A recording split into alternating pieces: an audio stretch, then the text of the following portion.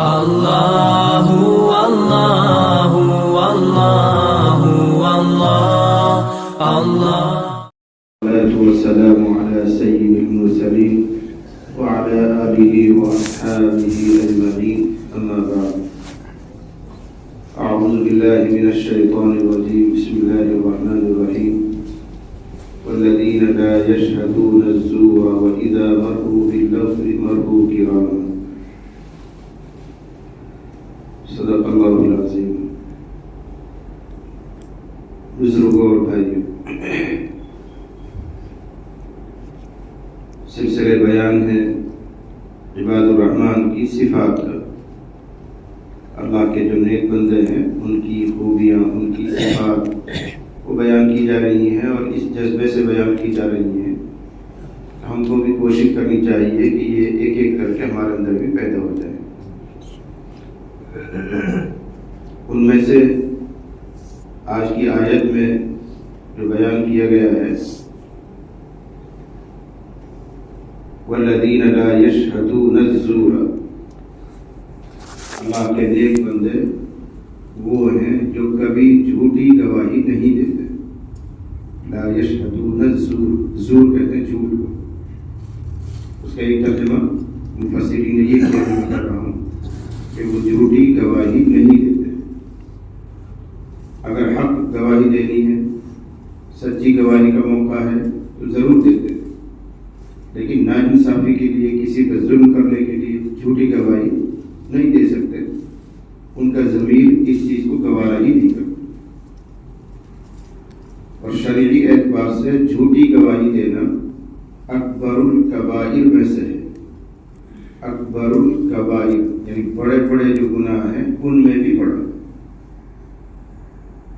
چھوٹے گناہ، بڑے گناہ، ان بڑوں میں بھی جو بڑے ہیں ان میں سے ایک جھوٹی گواہی دینا ہے. یہ بہت مشہور روایت ہے، بخاری مسلم میں بھی ہے، ترمذی میں بھی ہے. نبی کریم صلی اللہ علیہ وسلم نے ایک موقع پر صحابہ سے سوال کیا، الا انبئکم باکبر الکبائر، الا انبئکم باکبر الکبائر، کیا میں تم کو بڑے گناہوں میں سے بڑے نہ بتا دوں؟ سب سے بڑے کے لیے سب سے بڑے گناہ نہ بتاؤں؟ صحابہ کا کیوں نہیں ادا کر سکتے؟ ضرور ارشاد فرمائے. تو آپ نے 3 گناہ گنوائے. فرمایا الاشراک باللہ، نمبر 1 اللہ کے ساتھ شرک کرنا.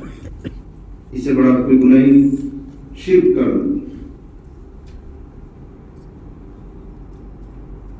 رسول اللہ صلی اللہ علیہ وسلم نے حضرت عبداللہ بن مسعود سے ایک مرتبہ پوچھا، ایُّ الذنب، کسی صحابی نے حضور سے پوچھا، ایُّ الذنب اکبر عند اللہ، اللہ کے نزدیک سب سے عظیم اور بڑا گناہ کیا ہے؟ آپ نے فرمایا ان تجعل للہ ندا وهو خلقک، سب سے بڑا گناہ یہ ہے کہ تو اللہ کا کوئی ہمسر، اللہ کا کوئی برابر کا ٹھہرائے، جبکہ اللہ نے تجھ کو پیدا کیا ہے. اور جس کو تو برابر کا ٹھہرائے گا اس نے تھوڑی پیدا کیا. یہی فرق ہو جاتا ہے کہ اللہ کھلاتا ہے، پلاتا ہے، راحتیں دیتا ہے، نعمتیں دیتا ہے.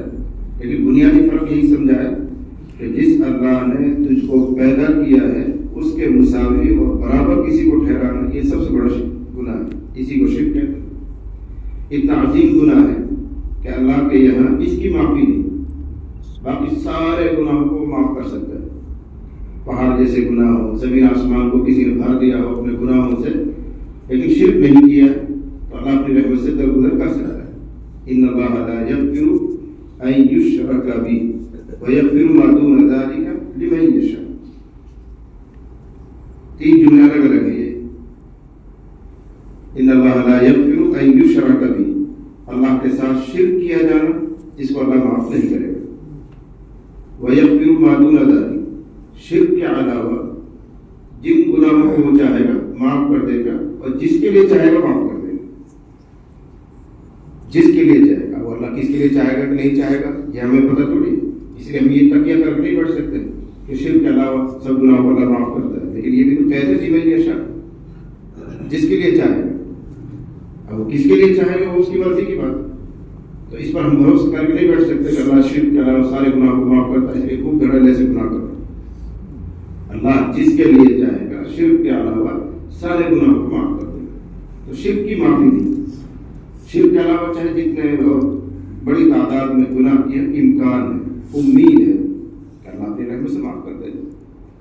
ایک حدیث قدسی میں آتا ہے، اے بندے، اے ابن آدم، اگر تو زمین اور آسمان کے درمیان کی جو خالی جگہ ہے، خلا،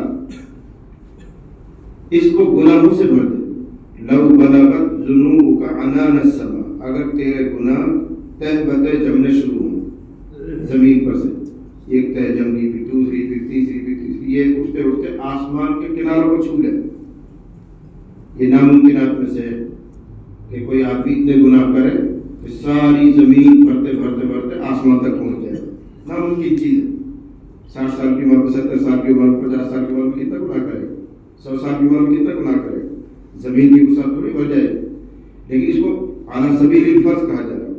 اے انسان، اگر تو اتنے زیادہ گناہ کرے کہ زمین سے لے کر آسمان تک یہ سارا خلا بھر جائے، ثم استغفرتنی، پھر تم اس سے معافی مانگے، غفرت لک، معاف کر دوں، ولا ابالی، اور مجھے کوئی پرواہ نہیں ہوں کہ اتنے سارے گناہ میں کیسے معاف کروں، میں معاف کر دوں. تو اللہ کی مغفرت، رحمت اتنی وسیع ہے، لیکن اتنی وسیع ہونے کے باوجود اس میں شرک کی معافی کی کوئی گنجائش نہیں. اتنا عظیم گناہ ہے، اس کی معافی بس یہی ہے کہ آدمی شرک کو چھوڑ دے، اسلام میں داخل ہو جائے، مسلمان ہو جائے، کلمہ پڑھ لے تو شرک معاف ہو جاتا ہے. لیکن شرک کی حالت میں اگر کوئی مر جاتا ہے پھر معافی. تو بہرحال حدیث یہ چل رہی ہے، کیا میں تمہیں بڑے گناہ نہ بتاؤں؟ صاحبان کا جی ضرور بتا دیجیے. ارشاد فرمایا، الاشراک باللہ، اللہ کے ساتھ شرک کرنا سب سے عظیم گناہ ہے. اور اللہ کا شکر ہے کسی نہ کسی درجے میں ہم شرک سے بچے ہوئے ہیں. کسی نہ کسی درجے میں کہہ رہا ہوں، کہیں نہ کہیں بو ہوتی ہے. اس لیے شرک کے بھی درجے ہیں. ریاکاری کرنا یہ بھی چھوٹا ایک شرک ہے، دکھلاوا کرنا. ایسے ہی کسی سے مدد، اس کو قادر سمجھ کے مدد مانگنا، جیسے بہت سے اہل بدعت وچار کرتے رہتے ہیں. کسی کو عالم الغیب جاننا، چاہے وہ کوئی پیغمبر ہو، چاہے سید المرسلین ہو، ان کو بھی اگر عالم الغیب سمجھتا ہے کوئی تو یہ بھی شرک ہے. لیکن بہرحال بزرگوں کی اور ماحول کی برکت سے اللہ کا شکر ہے شرک سے محفوظ ہے. ایک دوسرا بڑا گناہ آ رہا ہے جس سے بہت کم لوگ بچ رہے ہیں، بہت کم لوگ. الاشراک باللہ، سب سے بڑا گناہ اللہ کے ساتھ شرک کرنا ہے. نمبر 2، وعقوق الوالدین، ماں باپ کی نافرمانی. اس میں اچھے خاصے دیندار بھی مبتلا ہیں، اچھے خاصے دیندار بھی. ماں باپ کی نافرمانی شرک کے بعد دوسرا سب سے بڑا گناہ ہے. کتنا بڑا گناہ ہے؟ ایک موقع پر آپ نے فرمایا کہ ماں باپ کے نافرمان سے یہ کہہ دینا جا کر کہ جو چاہے اور جتنی چاہے نیکی کر، ٹھکانہ دوزخ ہے. قل یعافی والدیہ یفعل ما یشاء فإن مصیرہ الی النار. ماں باپ کے نافرمان سے کہہ دو کہ چاہے جتنی نیکی کر لیں، اعتکاف کرو، خانقاہ میں جاؤ، چلوں میں جاؤ، عبادت میں لگے رہو، تلاوت کرو، تسبیحات پڑھو، جو چاہو جتنی کرو، لیکن اگر ماں باپ کا نافرمان ہے ٹھکانہ دوزخ. تو بڑا سنگین مسئلہ ہے، لیکن ہے عام ہو چکی ہے نافرمانی. جو بے نمازی ہیں، بے دین ہیں، ان کا کہنا ہی کیا ہے. جو اپنا آپ کو دیندار کہتے ہیں، جماعت کی برکت سے یا کسی عالم کے ساتھ جڑنے کی برکت سے، کہیں نہ کہیں ان سے بھی غلطی ہو جاتی ہے، ماں باپ کو دل کو ٹھیس پہنچ جاتی ہے. اف تک کرنے کی اجازت نہیں. ولا تقل لهما اف، یہ بھی کرنے کی اجازت نہیں. اور تم نے کہا پڑھو، اس کی بھی اجازت نہیں، یہ بھی حرام. ان کی بات سن لو، گوارا کرو، برداشت کرو. تعلیم یہ ہے، چاہے جتنے خلاف باتیں کرنا ہی برداشت نہیں کرنا. ایک روایت بہت مشہور ہے، میں نے بارہا سنا ہی ہوگی آپ کو. نبی علیہ السلام نے یہ بھی ارشاد فرمایا، اگر کوئی انسان اس حال میں صبح کرتا ہے کہ اس کے ماں باپ اس سے راضی ہیں، اور اگر ان میں سے کوئی ایک ہے، باپ ہے، ماں مر گئی ہے، ماں ہے یا باپ مر گیا ہے، ان میں سے کوئی ایک وہ راضی ہے، تو صبح سے شام تک جنت کا دروازہ اس کے لیے کھلا ہوا. اگر دونوں ہیں اور دونوں راضی ہیں تو 2 دروازے کھلے ہوئے. ایسی شام سے صبح تک دروازے کھلے ہوئے ہیں. مطلب یہ ہے کہ اگر اس حال میں وہ بیٹا یا بیٹی وہ اولاد دنیا میں جائے تو جنت کا دروازہ اس کے لیے کھلا ہوا، ماں باپ راضی ہیں۔ اس کے برعکس بھی ہے، الٹا بھی ہے، اگر کسی نے شام کی یا صبح کی اس حال میں کہ ماں باپ دونوں ناراض ہیں یا ان میں سے کوئی ایک ناراض ہے تو جہنم کا دروازہ اس کے لیے کھلا ہوا ہے، مرے گا سیدھا دوزخ میں جائے گا۔ ایسی سخت بات آپ نے ارشاد فرمائی تو ایک صحابی کھڑے ان کے اللہ نبی صلی اللہ علیہ وسلم جو بات آپ ارشاد فرما رہے ہیں بڑی عظیم بات ہے، بہت اونچی بات ہے، ماں باپ راضی ہیں تو جنت کھل رہی ہے، ماں باپ ناراض ہیں تو دوزخ کھل رہی ہے۔ وَإِن ظَلَمَاهُ، اگرچہ ماں باپ اس اولاد پر ظلم کریں تب بھی بہت مرتبہ ہوتا ہے بھائی ماں باپ زمین میں سے حصہ نہیں دے رہے، مکان میں سے حصہ نہیں دے رہے، یا کوئی اور ظلم کر دیا، دوسروں کو زیادہ نوازتے ہیں، اس کو نہیں دے رہے، اور پھر یہ سخت بول جاتا ہے یا کوئی بات نافرمانی کی کر دیتا ہے، اگرچہ ماں باپ اس پر ظلم کریں۔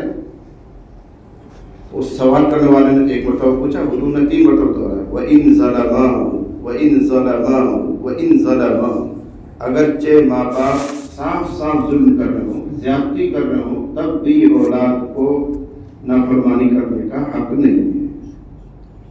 3 مرتبہ فرمایا، وَإِن ظَلَمَاهُ وَإِن ظَلَمَاهُ وَإِن ظَلَمَاهُ، بس ماننا ماننا ماننا، نافرمانی کا کوئی شعبہ ہی نہیں ماں باپ کے سامنے۔ لیکن جب اولاد جوان ہوتی ہے، ماں باپ بوڑھے ہوتے ہیں، ان کی اور اولاد کی سمجھ میں فرق پڑتا ہے، تو یہ تو عام بات ہے، گھر پہ جو بیٹھتا ہوں سمجھ میں آتا ہے، سمجھ میں آتا ہے، نہ جانے بات تب نہ جانے بات ہے، سمجھ میں یہ جملہ تو آپ کہہ دیتا ہے، یہ بھی نہ کچھ نہیں کہنا، کوئی ایسی بات ایسی حرکت جس سے ماں باپ کو ایسا لگے آج کل میرے بیٹے میری بیٹیاں میری نہیں مان رہے، یہ سب سے بڑا گناہ ہے۔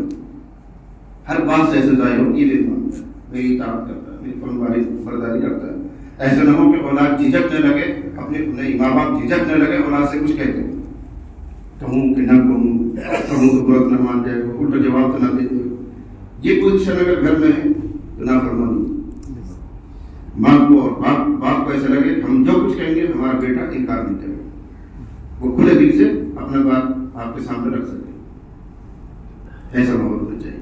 تو یہ دوسرا نمبر کا عظیم گناہ ہے، وہ عقوق الوالدین۔ بات چل رہی ہے جھوٹی گواہی پر، والذین لا یشہدون الزور، اللہ کے نیک بندے وہ ہیں جو جھوٹی گواہی نہیں دیتے، اس پر وہ حدیث چل رہی ہے۔ حضور فرمایا کیا بڑے گناہ نہ بتاؤں؟ جی بتا دیجیے، شرک کرنا، ماں باپ کی نافرمانی کرنا، ایسے تکیے لگا کے بیٹھے ہوئے تھے، بائیں طرف یا دائیں طرف کوئی تکیہ تھا اس کا سہارا لگا کے آپ بیٹھے ہوئے تھے، یہ 2 گناہ تو آپ نے ایسے بتا دیے۔ شرک کرنا سب سے بڑا گناہ ہے، ماں باپ کی نافرمانی کرنا سب سے بڑا گناہ ہے۔ اس تیسرے گناہ کے جب نمبر آیا تو راوی کہتا ہے حضور نے تکیہ چھوڑا اور سنبھل کر بیٹھے اور فرمایا الا وقول الزور الا وشہادۃ الزور الا وقول الزور فما زال يكررها حتى قلنا ليته سكت۔ تکیہ چھوڑ کر سنبھل کر بیٹھے اور فرمایا خبردار جھوٹی گواہی دینا، جھوٹ بولنا، خبردار جھوٹ بولنا، گواہی دینا، جھوٹی گواہی دینا، بار بار کہا، یہاں تک کہا کہ ہم لوگ یوں کہنے لگے کاش حضور اب چپ ہو جاتے، 5 مرتبہ کہا کہ 10 مرتبہ کہا کہ 15 مرتبہ کہا، کہتے ہی چلے گئے۔ صحابہ کے دل میں یہ خیال آنے لگا کاش حضور اب چپ ہو جائے، اتنی مرتبہ بات کو دہرائے۔ معلوم ہوا جھوٹی گواہی دینا، جھوٹ بولنا تیسرا نمبر کا سب سے عظیم گناہ ہے۔ یہ بھی عام ہو چکا ہے، عام ہو چکا ہے، دیندار لوگ بھی بول جاتے ہیں۔ موبائل جب سے آیا ماشاءاللہ یہ آلت الکذب ہے، جھوٹ بولنے کی مشین ہے۔ گھر پہ آپ بیٹھے ہوئے ہیں، کوئی آپ سے ملنا چاہتا ہے اور آپ نہیں چاہتے اس سے ملیں گے، تو میں تو ہوئی نہ، میں تو چندی گڑھ میں جھوٹ بول دیا، یہ موبائل جھوٹ بولواتا ہے، یہ آلت الکذب جھوٹ بولنے کی مشین عام ہے۔ یہ منافقین کی نشانیوں میں سے مشہور روایت ہے، منافقین کی 3 عادتیں ہوتی ہیں، ان میں سے ایک جھوٹ بولنا ہے۔ اسی کو یہ کہا گیا کہ اللہ کے جو نیک بندے ہوتے ہیں وہ جھوٹی گواہی اور جھوٹی بات نہیں کرتے، وہ ہمیشہ سچ بات بولتے ہیں۔ اب جب وہ جھوٹ دین کے لیے ہی بولا جا رہا ہو، جھوٹ جھوٹ ہی، اس میں گنجائش نہیں، غلط روایتیں بیان کر دینا، من گھڑت قصے سنا دینا، بے سند حدیثیں بیان کر دینا، جن کی مکمل تحقیق نہ ہو ان کو سنا دینا، یہ جھوٹ۔ بعض لوگوں کو بات کرنے کا، بیان کرنے کا ایک جذبہ پیدا ہو جاتا ہے، شوق پیدا ہو جاتا ہے، اور پھر خوب سناتے ہیں، ایران توران کی کچی پکی ساری باتیں یہ صحیح نہیں. جس بات کو آپ نے کتابوں میں پڑھا ہے، جس کے بارے میں آپ کو معلوم ہے کہ یہ سچی بات ہے، سچی حدیث ہے، بیان کر دی. ابھی میرے خیال سے 5-7 دن پہلے کی بات ہے، موبائل پر واٹس ایپ پر ایک آدمی نے مجھے واٹس ایپ کیا کہ عورتیں تراویح پڑھ سکتی ہیں اپنے گھر میں، اور کوئی جائے ان کے گھر میں جا کے مرد پردے کے ساتھ تراویح پڑھائے. میں نے یہاں بھی بتایا تھا یہ تو اچھا نہیں ہے کہ اور گھروں سے اکٹھے ہو کر کسی دوسرے مکان میں عورتیں جا کے جمع ہو رہی ہیں، مناسب نہیں ہے. وہ تو جاتی ہے تراویح. دوسری شکل یہ ہے گھر کے عورتیں ہی اکٹھی ہو گئی، گھر کا ہی کوئی محرم نماز پڑھا دے، یہ سب سے اچھی بات ہے. لیکن اگر غیر مرد کسی مکان میں جا کر پردے کی چادر لگا لی اور آگے مرد کھڑے ہو گئے، پردے کے پیچھے عورتیں کھڑی ہو گئی، تراویح پڑھا دے، جائز ہے. وہ الگ بات ہے فتنے کی وجہ سے لوگ عورتوں پہ اکٹھا نہیں ہونا چاہیے، مصلحت کے خلاف ہے لیکن جائز تو ہے.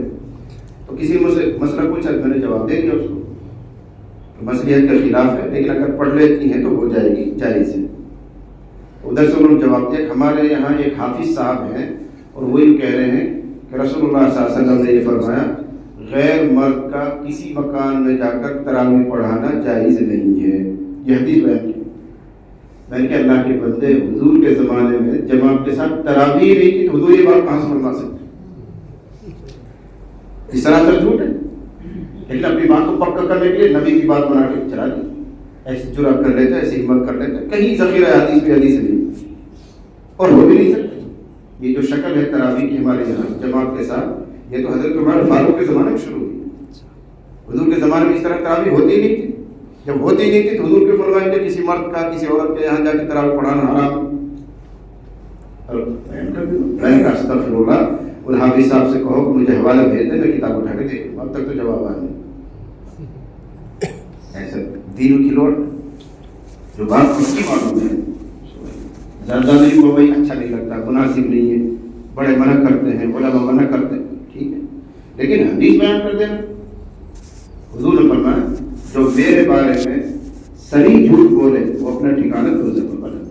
من کذب علی متعمدا فلیتبوأ مقعدہ من النار. جو جان بوجھ کر نبی کے بارے میں جھوٹ بولتے، حالانکہ اس کو پتہ نہیں ہے کہ حدیث ہے کہ نہیں، یا معلوم ہے کہ حدیث نہیں ہے، بھی بیان کر دی نبی کی نسبت کر کے، وہ اپنا ٹھکانہ دوزخ میں بنا. یہاں تک سختی ہے. لیکن بیان کے جوش میں اور شوق میں کچھ ایسے من گھڑت قصے بھی اور واقعات بھی بیان کیے جاتے ہیں. اور مجھے حیرانی ہو رہی ہے، ایک کتاب ابھی پاکستان سے شائع ہوئی ہے، ہندوستان اور پاکستان میں غیر معتبر روایات کا فنی جائزہ، 10 جلدوں میں ہے. اس کی 4تھی جلد میری مطالعہ چل رہی ہے. تو بہت سے ایسے قصے جو بڑے بڑے علماء بیان کرتے ہیں، باطل، من گھڑت، کوئی سند نہیں، بڑے بڑے علماء بیان کرتے ہیں اور ان کی کوئی سند نہیں. وجہ کیا ہے؟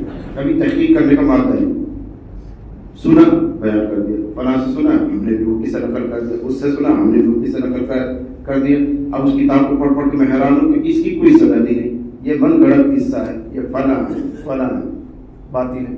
بڑے بڑے قصے ہیں، بہت معلوم ہے. جیسا ابھی ایک دو مثال دے دوں آپ، تم سب کو یاد ہوگا کہ نبی صلی اللہ علیہ وسلم کے بارے میں مشہور ہے کہ آپ کسی گلی سے نکلتے تھے، وہاں کوئی عورت کوڑا گھیرتی تھی، مشہور ہے، نہ جمل میں بھی ہے، نام میں بھی ہے، نہ اصل لہو. اس کی کوئی سند نہیں، من گھڑت قصہ ہے، من گھڑت قصہ. جمع پڑھ کر غیر جمع پڑھ کرتا ہے. یہ قصہ یاد آ گیا مجھے، کوئی سند نہیں، کوئی حقیقت نہیں. پھر وہ گٹھری والا قصہ، بڑھیا کی گٹھری حضور لے گئے اٹھا کے اس کو وہاں پہنچایا. پھر بڑھیا نے پوچھا کہ تو کون؟ میں محمد، ایمان لے آئی. سنا ہے سب بیکار، کوئی سند نہیں. میں پڑھ پڑھ کہہ رہا ہوں، بڑے بڑے لوگ بھی بیان کرتے تھے، اس لیے کہہ رہا ہوں کوئی بھی بات اگر بیان کرنی ہو تو وہ محقق ہونی چاہیے. اللہ اور رسول کی طرف جھوٹی نسبت کر کے بیان کر دینا بڑا نہیں کر سکتا، چاہے اسے دین کا نفع ہو رہا تب بھی بیان کریں. اللہ جزائے خیر دے محققین کو اور محدثین کو، انہوں نے ایک ایک بات کو چھاڑا. یہ جو بخاری ہے، مسلم ہے، ترمذی ہے، ابو داؤد ہے، یہی تو کام ہے. جو بات بھی انہوں نے حضور کی بیان کی، اس کے بعد لنک کی بیان کی. اس لنک کو سند کہتے ہیں. یعنی کتاب والے نے حدیث کس سے سنی، اس نے کس سے سنی، اس نے کس سے سنی، اس نے نبی سے سنی، نام بنام سب کے نام دے کے پھر کہتا ہے کہ نبی نے یہ بات کہی.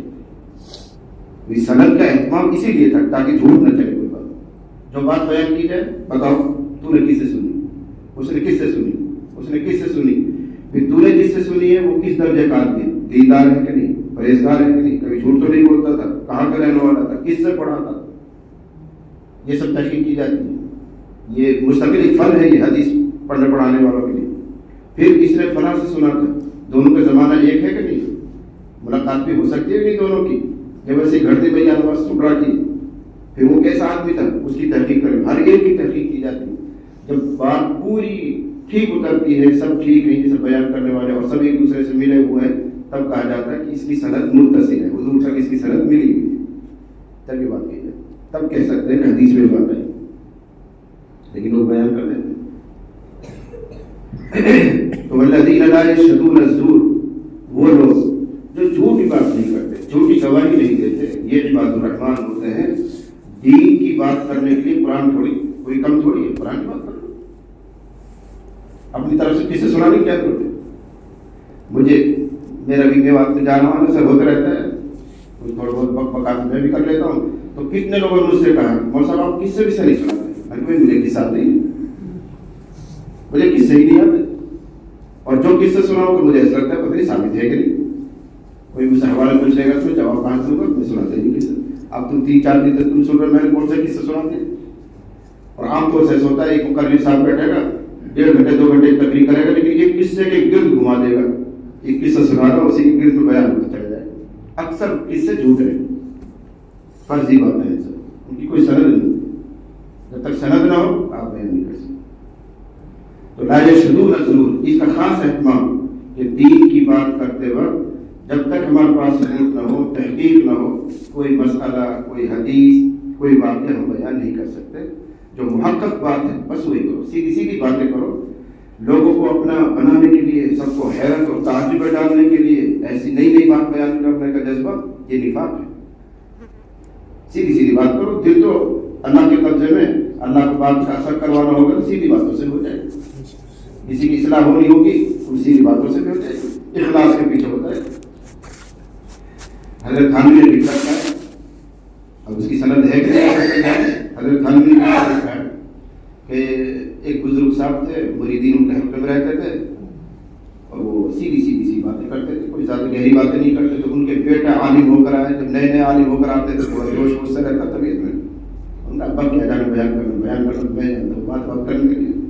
یہ بات ابا کے کان میں پڑ گئی بزرگ صاحب نے. تو کسی دن مجلس لگی ہوئی تھی, بزرگ نے اپنے بیٹے, اس کا بیٹا 10-20 منٹ آ گئے تھے دوسری بات کے, ہم سوچے عالموں کو ملو. تب بیٹا صاحب نے قرآن بھی, حدیث بھی, اور واقعے بھی خوب لمبی, اپنے من میں خوب علمی تقریر کی, کسی کو ایسا نہیں ہوا. بیٹھ بیٹھ نہیں دیکھتے رہے, بس ٹھیک ہے یہ بیان ہوا. اخیر میں بزرگ صاحب جو تھے دیندار والد صاحب وہ آئے, بیٹھے کہنے لگے بھائی کیا بیان کروں. ایک پیالے میں دودھ تھا, بلی آئی اسی کو گرا کے چلی گئی, بس اتنا کہنا تھا. لوگ داڑھ مار مار بول رہے, یہ کوئی قصہ تھوڑی, کوئی بات تھوڑی, اپنی روتا سنا رہے تھے تو آپ بھی تھی سنا رہے, میرے ساتھ ایسا ہو گیا. اسی سے لوگ رونے لگے. بیٹے کہا بھائی یہ کیا بات ہے, میں اتنی زوردار تقریر کر رہا, کسی کو کوئی اثر نہیں ہوا, اور آپ صرف اپنی بات سنا رہے تھے. اس میں پیالے میں دودھ تھا, بلی آئی گرا کے چلے گی, لوگ رونے لگے. کہنے لگے بیٹے یہاں سے جو بات نکلتی وہ اثر کرتی, یہاں سے دل سے. پھر یہاں ایک نقطہ اور یاد رکھو, ہر جھوٹ خراب نہیں ہے, اور ہر سچ اچھا نہیں ہے. کہا جاتا ہے ہمیشہ سچ بولو, سچ بولو, سچ بولو, لیکن ہر سچ اچھا نہیں. جھوٹ سے بچو, جھوٹ سے بچو, لیکن ہر جھوٹ برا نہیں. کبھی جھوٹ بولنا بھی اچھا ہوتا ہے, اور کبھی سچ بولنا بھی حرام ہوتا ہے. مثلا غیبت کرنا حرام ہے کہ نہیں, لیکن غیبت میں ہمیشہ بات سچی رہتی ہے. غیبت میں بات ہمیشہ سچی ہوتی ہے, لیکن وہ سچ بھی حرام. کسی آدمی میں کوئی عیب ہے اور آپ کو معلوم ہے, اب آپ دوسرے سے فلاں یہ بات ہے, یہ ہے, آپ غیبت کر رہے ہیں اور اس کی وہ بات نقل کر رہے ہیں, سچی بات نقل کر رہے ہیں, لیکن حرام ہے. تو ہر سچ ضروری اچھا ہو. یہ غیبت میں ہمیشہ سچ بولتا ہے, لیکن حرام ہے. اگر اس میں وہ بات نہیں ہے, وہ عیب اس میں نہیں ہے, پھر کہہ رہا ہے جب تو یہ بولتا ہے غیبت تھوڑی ہے. غیبت تو کہتے ہی اسی کو کہ کسی میں کوئی برائی ہے، کوئی عیب ہے، آپ کو معلوم ہے اور اس برائی کو آپ دوسری طرف نقل کر رہے ہیں، اس کو رسوا کرنے کے لیے بات سچی ہے لیکن حرام ہے۔ میں نے کوئی بات کہی، اب ایک آدمی سن کر اس کو وہاں جا کے نقل کر رہا ہے، اس جذبے سے ان دونوں میں لڑائی ہو جائے۔ بات سچی ہے لیکن حرام ہے، چغلی ہے۔ تو چغلی میں بھی بات سچی رہتی ہے، جھوٹ میں بھی بات سچی رہتی ہے۔ ہر سچ ٹھیک نہیں ہوتا، سچ سے بچنا پڑتا ہے نہیں، اور ہر جھوٹ حرام نہیں ہوتا، کبھی جھوٹ بولنا بھی ضروری ہوتا ہے۔ یہ تو موقع محل ہوتا ہے، علماء کے پاس بیٹھنا ہوتا ہے، کسی صحبت میں رہنا ہوتا ہے، تب پتہ چلتا ہے کیا کرنا ہے۔ ایک آدمی ایسا ہے جو اپنی جان بچانے کے لیے ڈاکوؤں سے، خطرے سے بھاگ رہا ہے، اور آپ نے اس کو بھاگتے ہوئے دیکھا، وہ چھپ گیا، پھر 2-3 منٹ کے بعد یا 1 منٹ کے بعد وہ ڈاکو اور پستول کے ہاتھ میں وہ آئے، وہ کہہ رہے یہاں کوئی آدمی گیا تھا نہیں، تم نے ان کی جان بچانے کے لیے نہیں کیا؟ میں تو کسی نہیں جانتا کوئی آیا ہوگا۔ یہ جھوٹ بولنا واجب ہے تاکہ اس کی جان بچے۔ جھوٹ ہے لیکن جھوٹ بولنا پڑے گا۔ اگر آپ نے کہتے ہیں سچ آدمی سے کوئی ہے تو یہ ہے، اسے گولی مار دی تو قتل میں آپ بھی شریک ہیں۔ جب آپ کو لگ رہا ہے کہ اس آنکھوں سے خون برس رہا ہے، ہاتھ میں ہتھیار ہے، ہاتھ میں چاقو ہے، مارے گئے اس کو، آپ جھوٹ بولیں گے اور بولنا ہی پڑے گا۔ اگر آپ نے جھوٹ نہیں بولا، اس نے اس پر وار کر کے آپ بھی قتل میں شریک ہیں۔ اللہ کے موقع ہوتا ہے، محل ہوتا ہے، اس لیے ہر سچ اچھا نہیں، ہر جھوٹ برا نہیں، موقع اور محل دیکھا جاتا ہے۔ دو آدمی کو صلح کرانی، اس میں بھی لڑائی ہوگی، اس میں بھی لڑائی ہوگی۔ اب آپ اس کی طرف سے وہاں جا کے بات کر رہے ہیں، حالانکہ اس سے کوئی بات نہیں ہے، بھائی میں اس سے ملا تھا، وہ اپنی بات پر بڑا شرمندہ ہے، پچھتا رہا ہے، وہ تو چاہتا ہے کہ تم سے سلام دو، حالانکہ اس سے بات ہی نہیں ہے، وہاں جا کے ایسا کیا ہے۔ پھر یہاں سن کے وہ آ گیا ہے، یہاں میں نے ان سے ملاقات کی تھی، وہ تو آپ سے سلام کرنا چاہ رہے ہیں، اپنی غلطی کو شرمندہ ہے، دونوں کی ملاقات کروا دی۔ یہ جھوٹ سچ سے بہتر ہے، یہ جھوٹ سچ سے بہتر ہے۔ حضور فرمایا لیس الکذاب الذی یصلح بین الناس ویرمی بالخیر، وہ آدمی جھوٹا نہیں ہے جو لوگوں میں صلح کرا دے اور خیر کی چغلی ادھر ادھر لگا دے، تاکہ آپ اس میں محبت ہو جائے، دوریاں ختم ہو جائیں، فاصلے ختم ہو جائیں، محبت پیدا ہو جائے۔ اس کام کی اس کی تھوڑی بہت لگائی سگائی کر دی اور دونوں دل قریب ہو گئے، یہ کوئی جھوٹ نہیں۔ اپنی بیوی کو راضی رکھنے کے لیے، خوش رکھنے کے لیے جھوٹ بولنے میں کوئی حرج نہیں۔ آپ چپکے سے اپنی ماں کی خدمت کر دیتے ہیں، چپکے سے باپ کی خدمت کر دیتے ہیں، 1000 2000 10,000 20,000 روپے دے دیتے ہیں، آپ کی بیوی کو کہیں سے پتہ چل جائے اور تمہیں ایسا لگتا ہے اگر میں نے سچ کہا کہ یہ لڑائی جھگڑا کرے گی، ناراض ہو جائے، تو آپ جھوٹ بول سکتے ہیں، کوئی مدد نہیں کی، جھوٹ بول دیں، یہ شریعت کی اجازت ہے۔ آپ اپنی بیوی کو راضی رکھنے کے لیے تاکہ کوئی فتنہ نہ ہوئے، یہ کام کر سکتے ہیں۔ حیات صحابہ کا قصہ آتا ہے، ایک صحابی اپنی بیوی کو چھوڑ کر اپنی باندی سے ملاقات کرنے کے لیے چلے گئے۔ بیوی رات کو جاگی، اس نے دیکھ لیا، اس زمانے میں باندیاں ہوتی تھی، باندی سے سفر کرنا بھی جائز ہوتا تھا، لیکن ہر باندی سے نہیں، باقاعدہ طے کرنا ہوتا تھا، پھر اسی سے صحبت ہر کسی باندی سے نہیں کر سکتے تھے، ایک مستقل مسئلہ تھا۔ تو بہرحال بیوی نے دیکھ لیا، پڑوسی کمرے میں دوسرے گھر میں اس کے ساتھ باندی کے ساتھ صحبت میں لگا ہوا ہے، گئی واپس اتنا بڑا چھرا لے کے آئی، کام تمام کر دوں۔ بیوی کو کہاں برداشت ہوتی، اتنی دیر وہ فارغ بھی ہو گئی ضرورت سے، اور وہ واپس آ رہا اپنی باندی سے صحبت کر کے گھر کی طرف۔ ان کا تو وہاں کیا گیا، کیوں گیا، کیوں تو اس سے ملا؟ میں نے اپنی آنکھوں سے دیکھا۔ ان کا بخدا میں نہیں گیا تھا، میں نہیں گیا، تو نے کوئی شیطان ویطان دیکھ لیا ہوگا۔